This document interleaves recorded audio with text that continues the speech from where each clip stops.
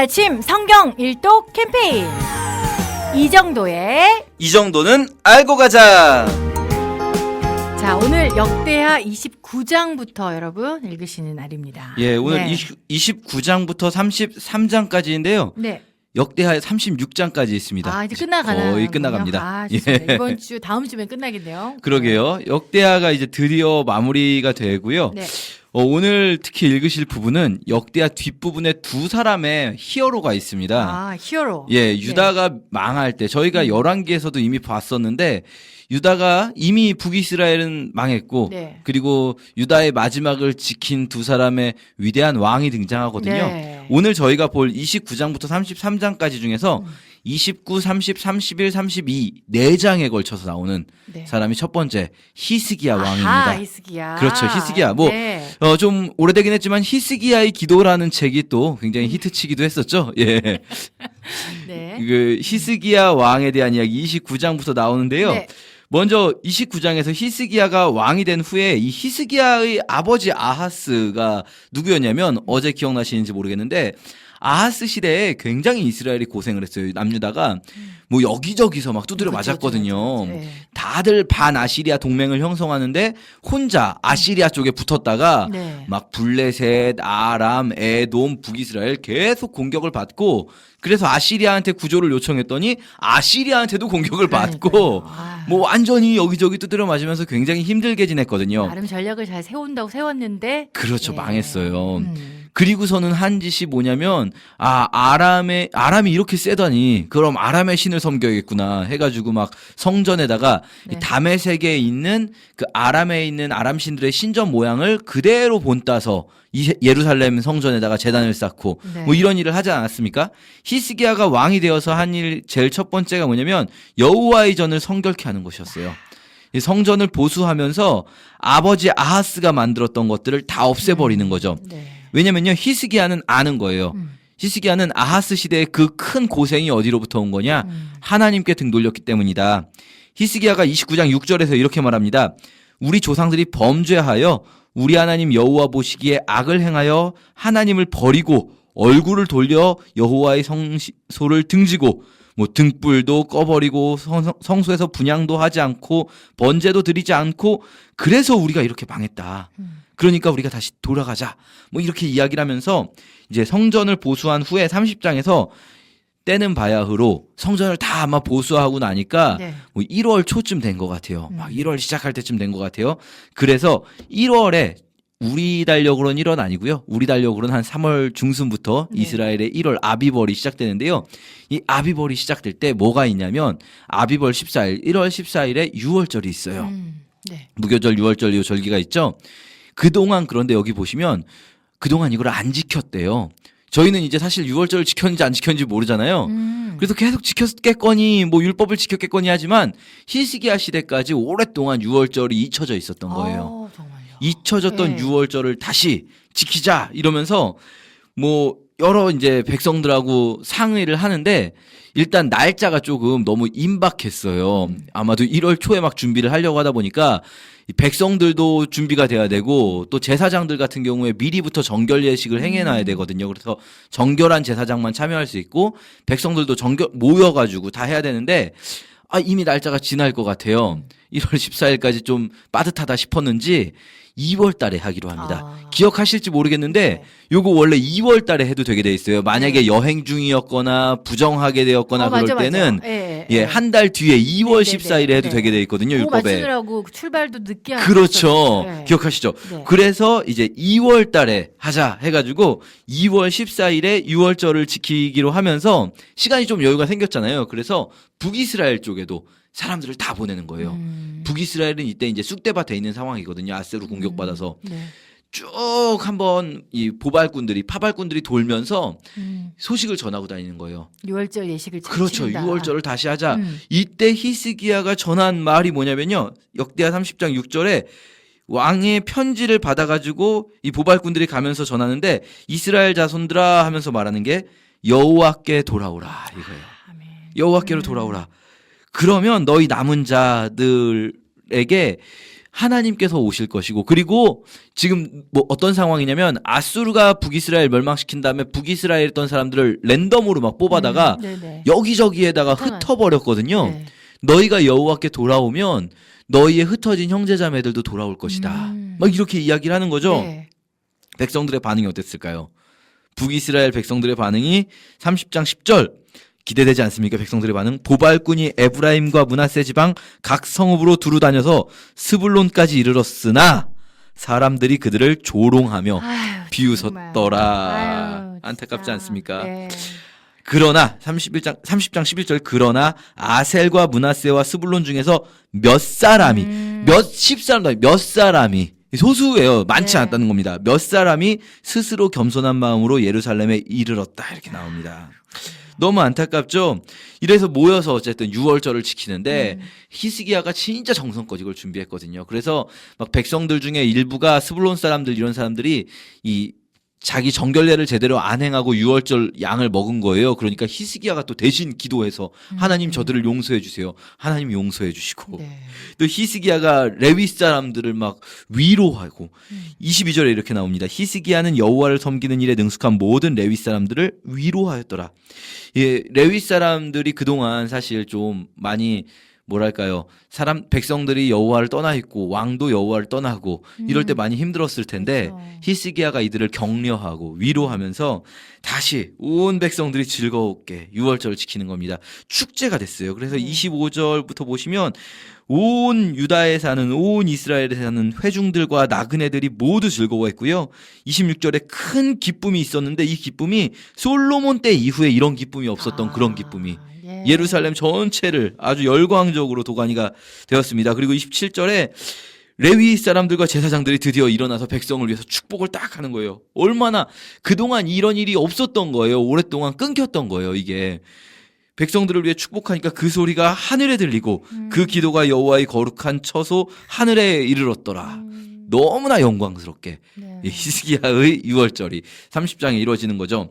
그리고 이제 6월절이 끝나고 31장으로 넘어가세요. 백성들이 기뻐하고 너무 기뻐해요. 왜 이렇게 기뻐하냐면요. 사실 아하스 시대 동안 정말 동네북이었거든요. 아하스 시대 동안 너무 힘들었어요. 백성들이 여기저기 계속 공격받고 계속 지고 아하스 왕도 포로로 잡혀가고 막 이랬는데 드디어 이제 히스기야가 뭔가 해보는 거예요. 하나님 앞에 겸비한 모습으로 할 때 백성들도 희망이 생기는 거예요. 그렇죠. 아, 우리가 드디어 다시 제대로 된 왕을 만났다. 심지어 히스기야가요, 이 제사를 드리려면 비용이 필요하잖아요, 사실. 그런데 지금 백성들이 힘든 상황이거든요. 국고도 바닥난 상태고, 백성들도 오랫동안 전쟁에서 계속 패배하다 보니까 아무래도 힘들었을 텐데, 이 수많은 번제 비용을, 특히 매일매일 상번제라고 해서 매일 드려야 되는 번제들이 있잖아요. 이 비용을 자기 사비로 사비로 예, 야. 사비로 냅니다. 네. 예, 그리고 백성들에게 레위인들은 원래 땅이 없고 재산도 없잖아요. 레위인들의 음식을 주도록 백성들을 격려하니까 백성들이 막 기뻐서 엄청나게 모이는 거예요. 그걸 레위인들에게 막 나눠주는 이야기. 이런 게 31장에 나오고요. 이제 32장으로 넘어가서는 위기가 다가옵니다. 막 좋았는데 사실은 그동안 좋았던 거는 요 위기를 위해서 하나님이 어쩌면 준비시키신 걸지도 모르겠다는 생각이 들어요. 그 위기가 바로 저희가 열왕기에서도 봤었던 아시리아의 침공이죠. 사실은 당연히 이제 예정된 수순이에요. 왜냐하면 아시리아가 북이스라엘을 멸망시켰잖아요. 네. 북이스라엘 멸망시켰으니까 그 다음은 내려오겠죠. 남유다 내려올 네. 때 된 거죠. 사네립이 침공을 하는데요. 히스기야가 사실 열왕기만 보면은 히스기야 왕조차도 그 위대한 히스기야조차도 열왕기에서도 사실은 위대한 왕으로 나오거든요. 그 위대한 히스기야조차도 그냥 거의 손 놓고 포기한 것처럼 보이거든요. 초반에 전쟁 시작할 때 처음부터 그냥 항복하려고 준비했다가 원래 항복하려고 했는데 막 랍사게 장군이 와서 모독하니까 거기서 막 기도하면서 반전을 이룬 것처럼 나오는데 여기서는 손 놓고 있었던 게 아니라는 걸 보여줘요. 네. 3절 4절에 히스기야가 그의 방백들과 용사들과 더불어 의논하고 히스기야는 이렇게 의논을 잘해요. 뭘 할 때 유월절도 그렇고 의논하고 성 밖의 모든 물 군원을 막고자 해요. 왜냐하면 이제 성 밖에 있는 기혼샘이라고 샘이 성 밖에 있었고 성 안에 있는 사람들이 기혼샘에 가서 물을 떠다가 식수로 사용하는 거였던 거예요. 문제는 뭐냐면 아시리아가 이 성을 포위하게 될 거라는 게 이미 예상 가능하잖아요. 예루살렘 성이 포위될 텐데 그러면 성 안에서 먼저 식수를 조달할 필요가 있고 그리고 아시리아 군대가 식수를 조달하지 못하도록 기온샘을 막아버리는 거죠. 그래야 이 사실은 예루살렘이라는 게 평지에 있는 도시가 아니라 산 위에 해발 800m 고도에 있기 때문에 식수를 조달하기가 굉장히 어려워지거든요. 그러면 그러니까 이 기온샘을 막았다. 그래서 이 기온샘을 성 안으로 끌어오는 공사라는데 이게 성경에 그러니까 대충 나온 2절 이렇게 대충 나온 내용이거든요. 그런데 이게 발견됐어요, 실제로.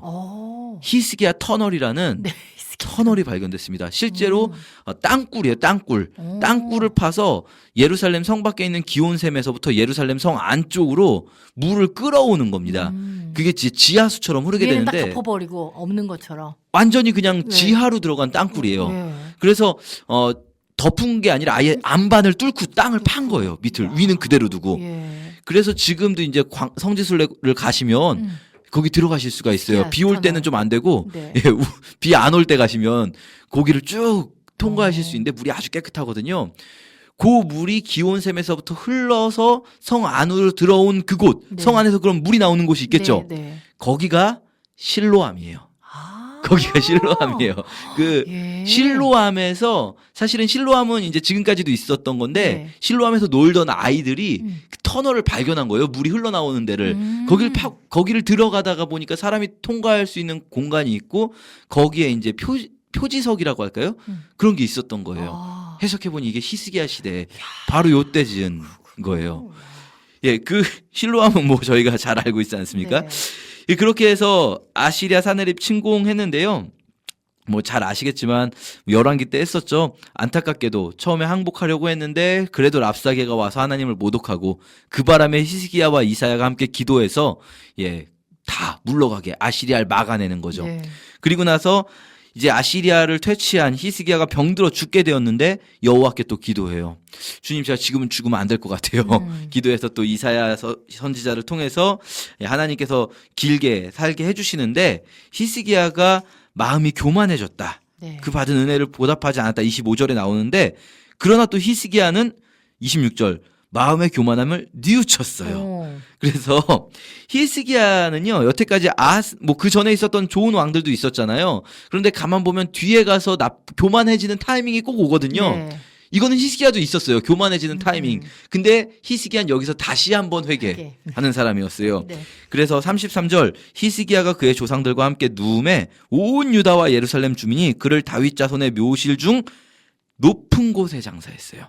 그동안 보시면 뭐 요아스 같은 경우는 아예 왕의 묘실에 장사되지 못하기도 했는데 히스기야는 정말 모두가 경의를 표하는 왕이었어요.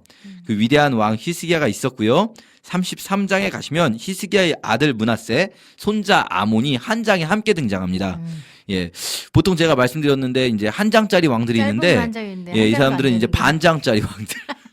므낫세가 사실은 조금 길고 아몬이 진짜 짧거든요. 둘 다 나쁜 왕들이에요.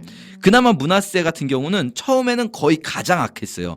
히스기야가 철거해버렸던 산당을 다시 세우고 바알 제단 다시 쌓고 1월 성신의 제단을 다시 쌓고 성전에 예루살렘 성전에다가 1월 성신을 위한 제단을 쌓고 막 자기 아들들을 불 가운데 지나게 하면서 우상 숭배를 하고 막 별일을 다 했는데 그런데 이때 아수르 왕을 여호와께서 보내셔서 악하게 행하니까 아수르의 공격을 한번 받아요. 그래가지고 한번 된통 혼나요. 그래서 아수르의 포로로 끌려갔다 옵니다. 포로로 끌려갔다가 이제 돌아오게 되는데요. 그때 이제 환난을 당하면서 12절에 그가 환난을 당하여 그의 하나님 여호와께 간구하고 그의 조상들의 하나님 앞에 크게 겸손하여 기도하였으므로 하나님이 들으셨어요. 그래서 그동안은 이제 보통 패턴이 좋은 왕들이었는데 나중에 교만하여지고 멀리 나가는데 이 사람은 거꾸로 정말 나쁜 왕이었는데 회개하고 돌아왔군요. 그냥 회개한 게 아니라 된통 당했어요. 아예 쇠고랑 차고 아시리아 끌려갔다가 그나마 거기서 회개하고 돌아와서 뭐 아주 나쁜 사람으로 끝나지는 않는 히스기야의 아들 므낫세가 있고 그 아들 아몬도 역시 악한 왕이었다 기록되면서 33장까지 오늘 읽으시면 되겠습니다. 네, 정말 역대기를 읽으면서 전쟁이 하나님께 속해 있다는 거. 그 그럼요. 상대방이 크고 작고가 정말 중요하지 않다는 거. 전혀 중요하지 않아요. 예. 예, 아시리아가 얼마나 큰 나라인가 이런 거 나오지도 않아요. 그러니까요. 예. 네. 정말 하나님께 딱 붙어 있으면 큰 나라도 이기는 거고 아멘. 하나님 앞에 의지하지 않을 때는 정말 우스워 보이는 작은 나라에도 멍망할 수밖에 없는 그럼요. 존재라는 거 다시 한번 우리가 느끼면서 오늘 말씀 가운데 다시 한번 우리의 오늘 영적 전쟁, 우리 오늘 살아가는 이 전쟁을 한번 돌아보실 수 있으면 좋겠습니다. 자, 오늘 역대하 29장부터 33장까지입니다. 29장부터 33장. 33장까지 예. 읽으시고 술석 체크 남겨주시면 되겠습니다. 선생님, 저는 여기서 인사드리겠습니다. 고맙습니다. 감사합니다.